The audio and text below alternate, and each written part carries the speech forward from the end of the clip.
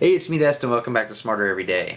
So you are probably well aware of the awesome science that comes out of space telescopes, but what you might not be aware of is the awesome science that goes into making these things work.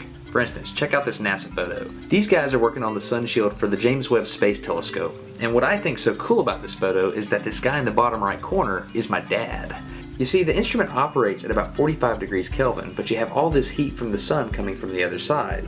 So what Dad's doing is he's using this 3D laser scanner to make sure that the sun shield is perfect to provide a stable operating environment for the telescope. Thumbs up for you, Dad. I'm proud of you. So I thought I understood how space telescopes point at what they want to observe, but it turns out it's a little more complicated than I thought. I'll explain two ways that you can apply an external force on the satellite and get it to turn. First up, rockets. Okay, now that our space telescope is on orbit, how do we point it at a star? Rockets are cool, but they use fuel, which clouds up the area around the satellite, and you can run out of fuel, ending your mission.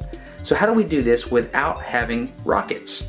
Hang with me on this one. Think about this little compass needle. It's interacting with the Earth's magnetic field, but what if we scale it up and create a big needle, like a rod or torque rod, and we put a coil of wire over the top of it? And then we take this wire and we hook it up to this power supply I have on my desk and then turn on the voltage. See that? An electromagnetic field. So is it true that this electromagnetic field in my hand is interacting with the Earth's magnetic field just like this compass needle that we were able to get to rotate? Yes, that's exactly what's happening. So here's the deal. This is called a torque rod. Scientists do this all the time on spacecraft. They take 3 torque rods and they put them in 3 different axes, and they're able to apply or remove voltage as they need to rotate depending on where they are in the Earth's magnetic field. Now this is a very elegant solution because there's no moving parts, but the problem is it only works in places where you have an external magnetic field, like Earth. This wouldn't work in deep space or even on Mars where you have a really low magnetic field.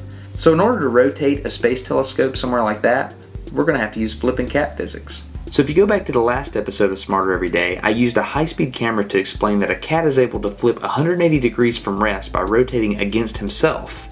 Go watch that last video if you need a refresher. But what I didn't explain is that this ability to change the overall state of the system without violating the conservation of angular momentum is a very special problem that's been studied by applied mathematicians, neuroscientists, robot builders, and even astrophysicists. Just do a quick academic search for flipping cats and you'll find out what I mean by seeing thousands of pages of equations. Okay, so to explain why cats are so special, let's get a block of wood with a hole in it and a ping pong ball with a mark on it. Then we'll mark the block so we can tell how the two line up.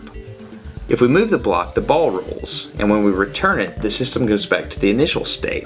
And this is always the case, right? Nope.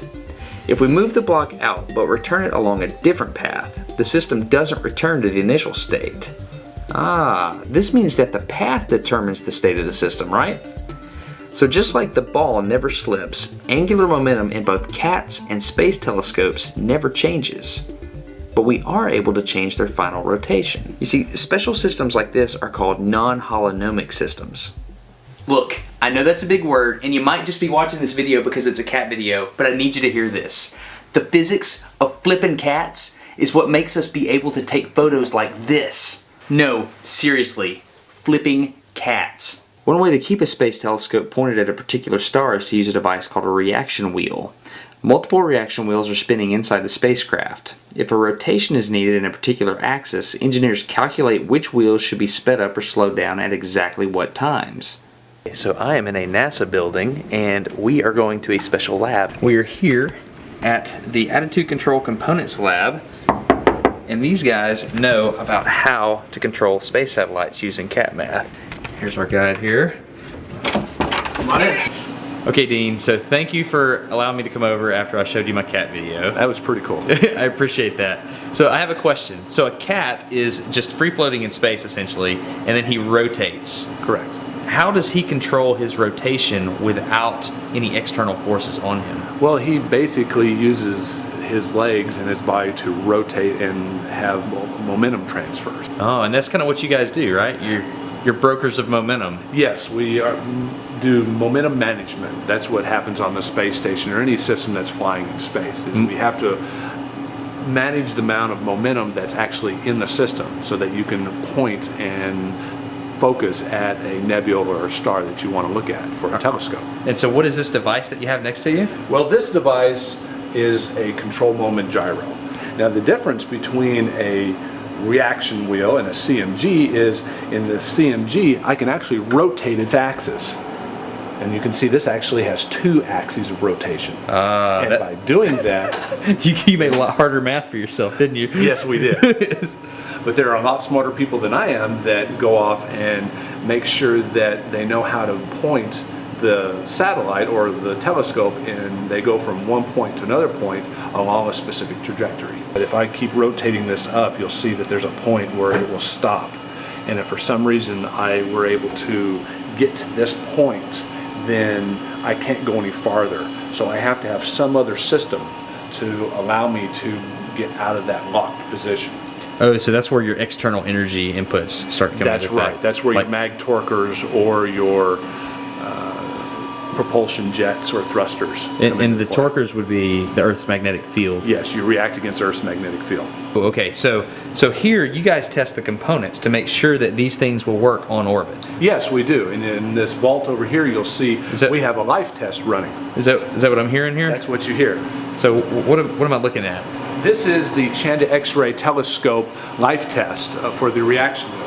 And what we're doing is we're testing the systems to see how long it will last, so that if there's a failure on, say, the wheels, then we can go in there and say, we can take the wheel apart. I noticed you have a really old computer running this thing.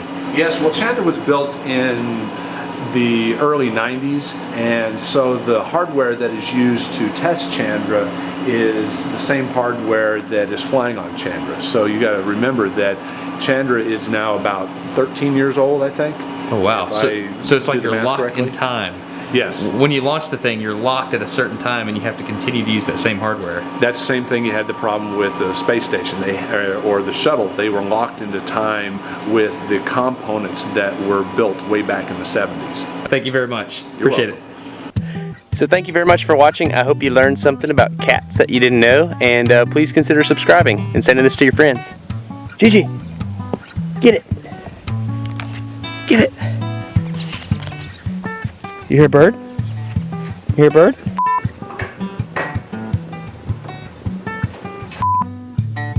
We had a ball.